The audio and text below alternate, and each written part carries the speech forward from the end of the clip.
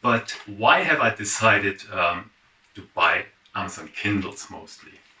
Well, there's a few reasons for that. I mean, there's a lot of good hardware out there. There's some good ebook readers, some devices by other manufacturers.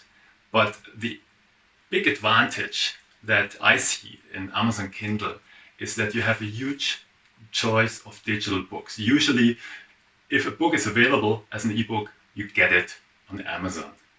That's not always the case with other offers. The second reason is that Amazon's cross-platform is working great. What do I mean with that?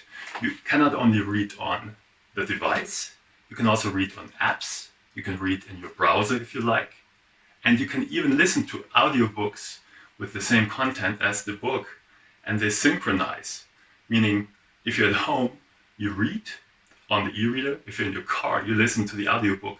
If you get back home again, you can continue reading where you finished listening. And this really works. Others are trying this and they don't get it to work as well as Amazon does. So now I'm actually going to open this one.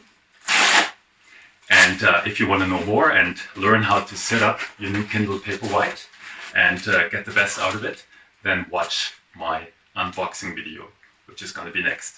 Thank you. See you.